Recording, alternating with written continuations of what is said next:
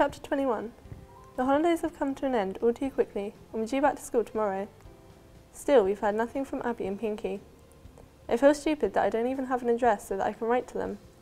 All I remember is that they said they were staying at their dad's older brother's house in a small village. I walked to school hoping to see Abby on the way, but I'm running late. Sophia dropped an entire box of cereal, and of course, I was the one who had to clean it up. So I'm not too alarmed that I don't see her. I slip into class, just in time for registration of the new term. Our last year at the school, and in time for our final GCSEs before heading off to college. Miss Metcalf calls her register in much the same way she has with our form group since year 7. I look around the room and my heart sinks. All my worst fears have come true. Everyone is back and ready for their GCSE year. Everyone except Abby Canby. Somehow, I get through the day, but by the time I'm home, I'm half mad with worry. She still isn't in school by Friday of the first week back. This time, when Miss Metcalf reaches Abby's name during the registration, she looks over at me. Vinny, you're a friend of Abby's. Do you know why she isn't back at school yet? I know she went away at the start of the holidays, miss, but I haven't heard from her since. I answer, feeling guilty for some reason. Perhaps because I haven't spoken up sooner.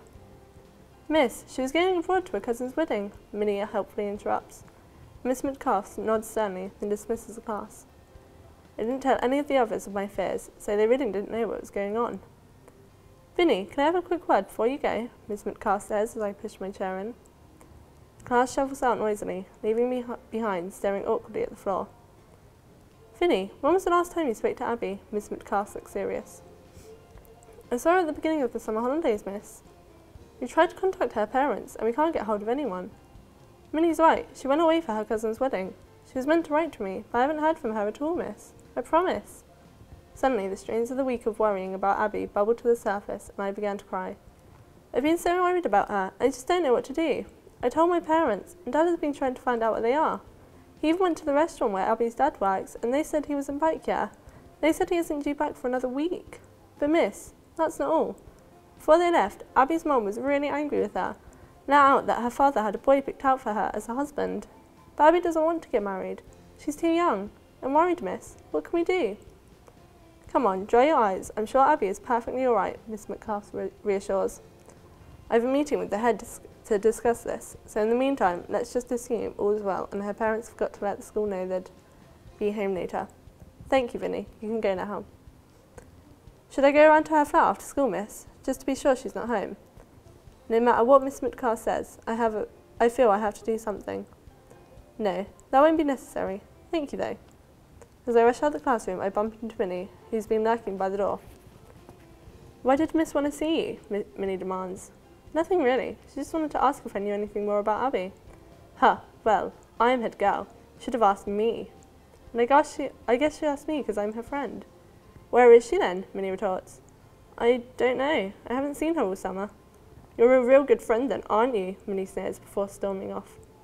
I feel my face redden with embarrassment. She's right. I haven't made enough of an effort to find out where Abby is. As promised, during break, Miss Metcalf went to speak to Lynn Andrews, the head teacher. With a feeling of forbidding, she'd hold her conversation with Vinny. I think we may have a serious problem, Lynn, Miss Metcalf said. Abby Canby hasn't returned to school this term, and none of her friends know why. The office has tried to contact her parents, but there is no reply. I've been told she went abroad to her cousin's wedding at the start of the holidays. I even popped round to Canby's flat yesterday and made some discreet inquiries, but nobody has seen them for weeks. Furthermore, I was alarmed to find out from Vinny that Abby's elder sister Anna was taken out of school when she was 14. I checked it out with her former school and the information is correct. They haven't been able to confirm what happened to her. Vinny says Abby told her that she was tricked into getting married abroad. Abby is not allowed out after school, and when her parents found out she was going to science club, they made her stop. I've spoken to some of her teachers, and she's only been with us for one term, but even in that time they have seen a change in her. She's always been very attentive, but at the end of term she became very withdrawn. She once hinted that her father actively discouraged her from doing homework. Lynn, I'm really concerned that Abby will not be coming back to school. Through all this, Lynn was nodding and slowly dawning concern and taking notes. Then she looked up at Sue Metcalf.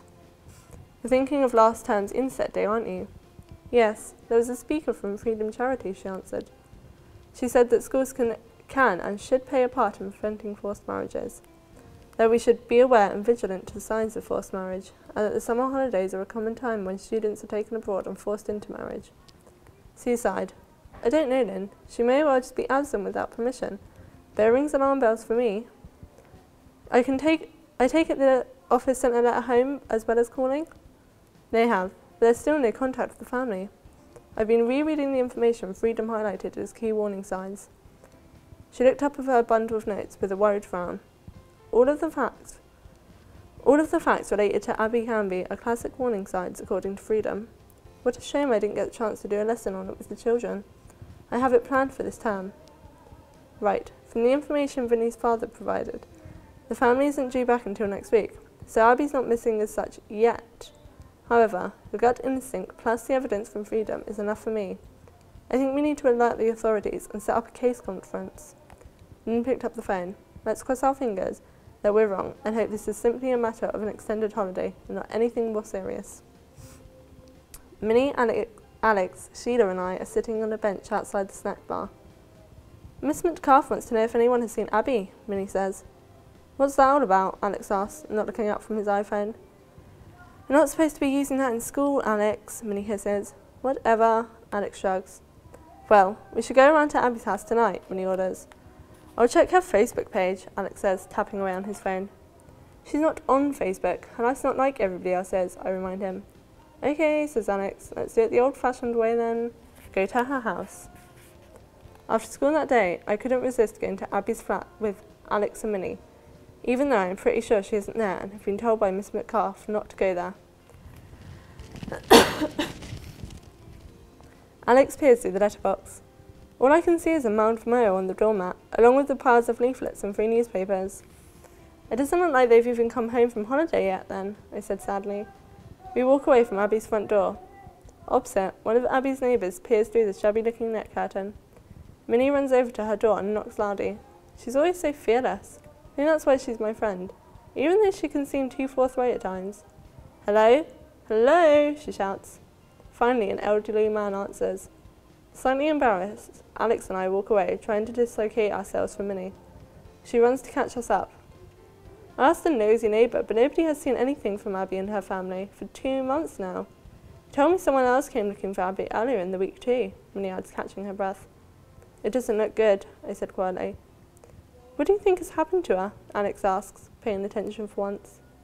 They probably just decided to extend their summer holiday. Forgot to get permission from school, Minnie suggests. But no one believes that explanation for a second. She'll be in big trouble with the teachers when she comes back, Alex muses as the three of us drift towards the park. I don't feel like hanging out, so I say my goodbyes and head home, feeling like there's no hope at all.